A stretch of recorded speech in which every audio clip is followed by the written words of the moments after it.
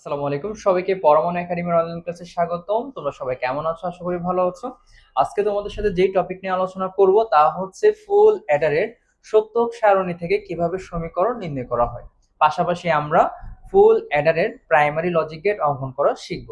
তাহলে আমাদের এই ফুল অ্যাডারের সত্যক সারণী থেকে তুমি যদি সমীকরণ নির্ণয় করতে চাও, অবশ্যই তোমাকে খেয়াল করতে হবে যে সমীকরণ নির্ণয় করতে হয় তোমার আউটপুটের। তাহলে আমরা জানি ফুল অ্যাডারের সব সময় ইনপুট হয় 3টা আর আউটপুট হয় 2টা। তাহলে আমরা এখন সমীকরণ যদি বের করতে চাই তাহলে সর্বোচ্চ 2টা মান পাবো, একটা হচ্ছে সামের সমীকরণ, একটা হচ্ছে ক্যারির সমীকরণ। তো তোমাদের উদ্দীপক এভাবে একটা সত্যক সারণী দেওয়া থাকতে পারে বা তোমরা একটা সত্যক সারণী তৈরি করবা। আর এই সত্যক সারণী থেকে এবার আমরা কোন টেকনিকটা ব্যবহার করে সমীকরণ বের করব সেটা তোমরা ভালো করে মনোযোগ দিয়ে শেখার চেষ্টা করবা, কেমন? তাহলে আমাদের এখানে সমীকরণ বের করার জন্য আমরা যেই মেথডটা ব্যবহার করব তার নাম হচ্ছে এসওপি মেথড, যার অর্থ হচ্ছে সাম অফ প্রোডাক্ট। কেমন?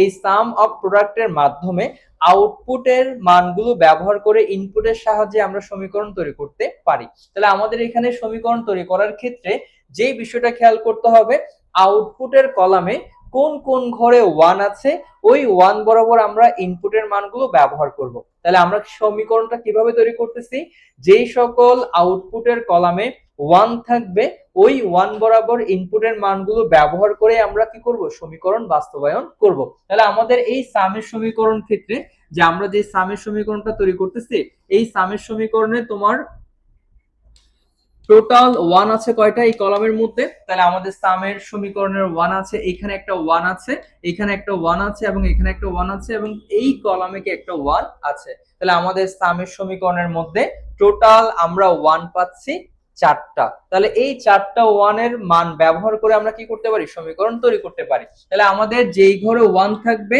ওই 1 বরাবর ইনপুটের মানগুলো ব্যবহার করব। তাহলে এই 1 বরাবর এই তিনজন আছে, তাহলে এই তিনজনের মানগুলো ব্যবহার করব।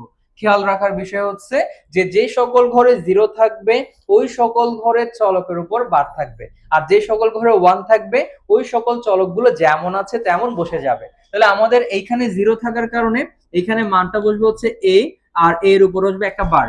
এখানে 0 থাকার কারণে এটা হবে b, b এর উপর বসবে একটা বার।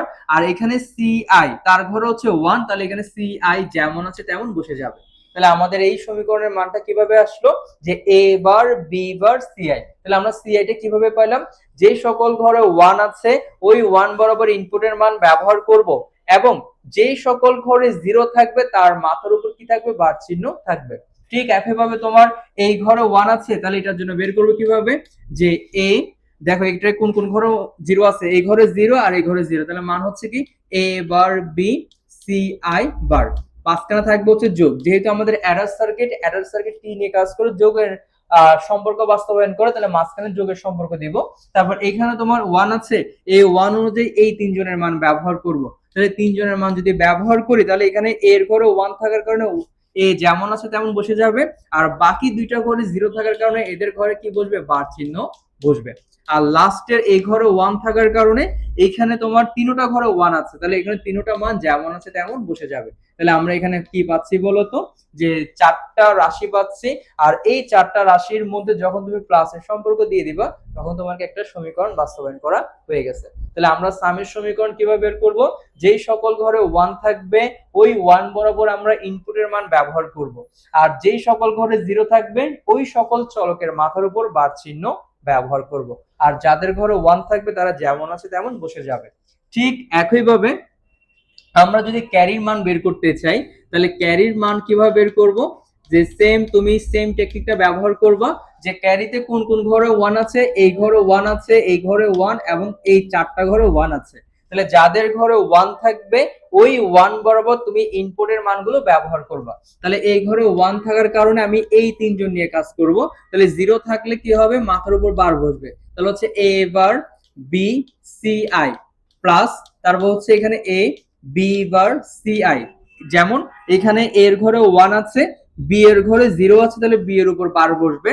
আর এখানে আমাদের c এর ঘরে তোমার 1 থাকার কারণে সরি আচ্ছা, আমাদের এখানে তোমার এর ঘরে 1 আছে, তাহলে এ যেমন আছে তেমন বসে যাবে। বি এর ঘরে 0 থাকার কারণে বি বার হবে, আর সি এর ঘরে 1 থাকার কারণে সি যেমন আছে তেমন বসে যাবে। ঠিক একইভাবে এখানে তাহলে আমরা এখানে পাচ্ছি হচ্ছে এ বি সি আই বার, আর লাস্টে হবে হচ্ছে এ বি সি সি আই। কেমন? তাহলে আমাদের এখানে যে সকল ঘরে 1 থাকবে ওই 1 বরাবর ইনপুটের মানগুলো ব্যবহার করে আমরা সমীকরণ বাস্তবায়ন করতে পারি, এবং যেই সকল ঘরে 0 থাকবে ওই সকল ঘরের চলকের উপর বার চিহ্ন ব্যবহার করব।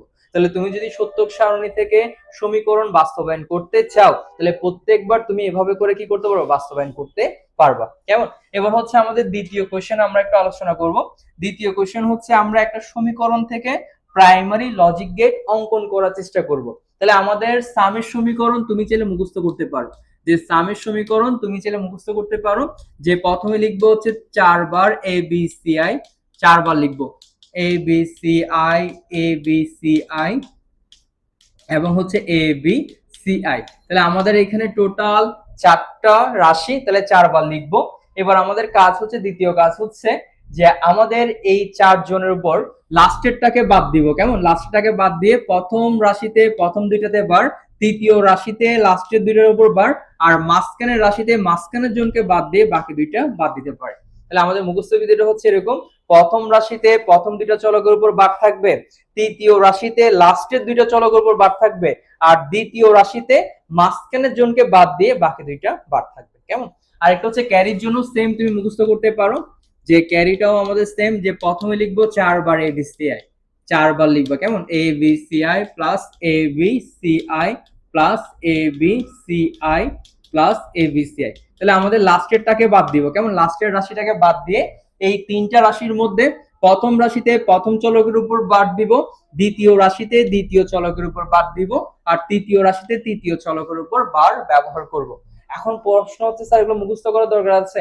হ্যাঁ, মুখস্থ করে ফেললে ভালো হবে, কারণ অনেক সময় তোমাদেরকে বলতে পারে যে হাফ অ্যাডারের সাহায্যে ফুল অ্যাডার বাস্তবায়ন করো, তখন তোমাকে এই মুখস্থ বিদ্যাটা অনেকটা সাহায্য করতে পারে, যে তোমার সমীকরণ মুখস্থ থাকলে তুমি সহজে সেটা সরলীকরণ করতে পারো সত্যক সারণী ব্যতীত। যে আমরা তো বেসিক্যালি সত্যক সারণী দেখে দেখে এটা তৈরি করি, তো তুমি যদি সত্যক সারণী নাও লাগে তুমি জাস্ট সমীকরণটা মুখস্থ করে ফেললে হয়ে যাবে। কেমন?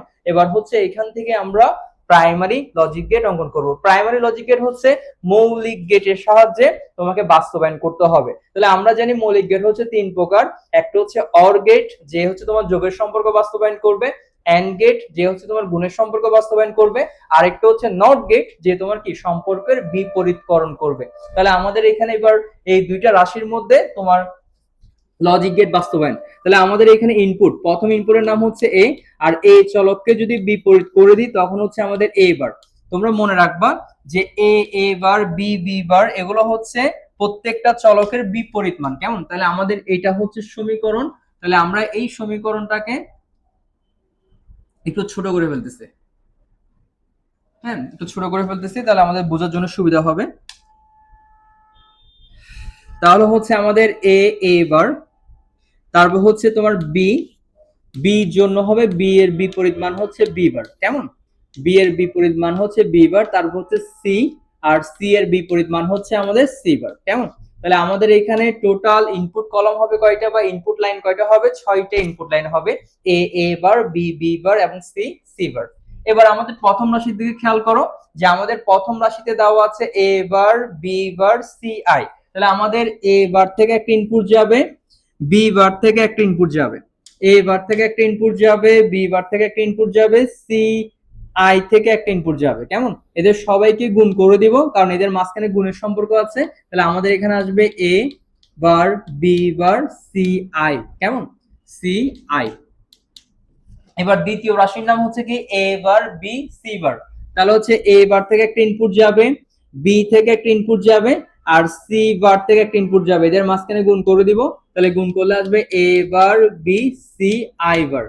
তারপর তৃতীয় রাশিটা হচ্ছে এ বি বার সি বার। তাহলে এ থেকে একটা ইনপুট যাবে, বি বার থেকে একটা ইনপুট যাবে এবং সি বার থেকে একটা ইনপুট যাবে। সুন্দর করে গুণ করে দিব। তাহলে এখানে হচ্ছে A B bar C I বার। আর লাস্টের রাশিটা হচ্ছে তোমার এ বি সি আই। তাহলে হচ্ছে এ থেকে একটা ইনপুট যাবে, বি থেকে একটা ইনপুট যাবে, লাস্টের রাশিটা হচ্ছে আমাদের এ থেকে একটা ইনপুট যাবে, বি থেকে একটা ইনপুট যাবে, আর একটা হচ্ছে সি আই থেকে একটা ইনপুট যাবে। আর এই তিনটার মাঝখানে গুণ করে দিলে কি হবে? এ বি সি আই। এবার তোমরা দেখতে পাচ্ছ আমাদের এখানে 4টা রাশি আছে, 4টা রাশির মধ্যে আমরা গুণের সম্পর্ক বাস্তবায়ন করেছি। এবার এই 4টা রাশি মাঝখানে কিসের সম্পর্ক রয়েছে? যোগের সম্পর্ক রয়েছে। তাহলে আমরা জানি যোগ করার জন্য যেই লজিক গেটটা ব্যবহার করা হয় তার নাম হচ্ছে অর গেট, তার নাম হচ্ছে অর গেট। তাহলে এবার আমরা যদি অর গেট একটা এঁকে দিতে পারি তাহলে আমাদের এই সমীকরণের মাধ্যমে মানে কি ফুল অ্যাডার সমীকরণের তোমার লজিক গেট বাস্তবায়ন করা হয়ে গেছে। কেমন? এখানে তোমাদের সমীকরণটা লিখে দিতে হবে। তাহলে আমরা এখন কি করলাম যে আমাদের কাজ ছিল যে প্রাইমারি লজিক গেটের সাহায্যে বাস্তবায়ন করা। তাহলে আমরা যদি প্রাইমারি লজিক গেটের সাহায্যে বাস্তবায়ন করতে চাই প্রথমে সমীকরণ বের করব, আর ওই সমীকরণকে তোমার যতগুলো রাশি আছে তাদের মাঝখানে যদি গুণের সম্পর্ক থাকে তাহলে তোমাকে আঁকতে হবে এন্ড গেট, আর যদি মাঝখানে যদি যোগের সম্পর্ক থাকে তাহলে তোমাকে আঁকতে হবে অর গেট। তাহলে আমাদের এখানে 4টা রাশি ছিল, 4টা রাশি নিজেদের মধ্যে গুণের সম্পর্ক থাকার কারণে আমি এন্ড গেটের মাধ্যমে বাস্তবায়ন করেছি, আর তাদের মাঝখানে যোগের সম্পর্ক থাকার কারণে আমি কি লাস্টে অর গেটের সম্পর্কে মানে অর গেটের সাহায্যে তোমার সমীকরণটা মানে লজিক গেটটা বাস্তবায়ন করা হয়েছে।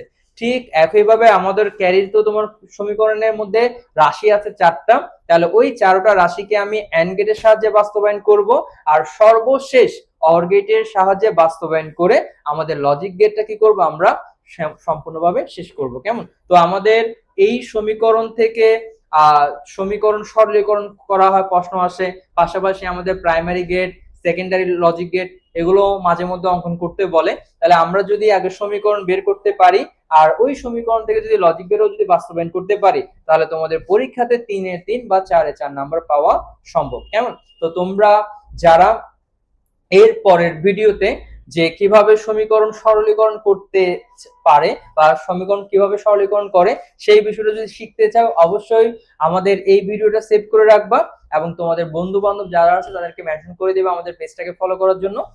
ইনশাআল্লাহ আমরা ধারাবাহিকভাবে প্রত্যেকটা টপিক এভাবে প্রত্যেকদিন ক্লাস দেওয়ার চেষ্টা করব। তোমরা যদি ক্লাসগুলো ভালোভাবে দেখো ইনশাআল্লাহ তোমাদের আইসিটি তে তোমরা খুব ভালো রেজাল্ট করতে পারবা। সবাই ভালো থাকবা, সুস্থ থাকবা।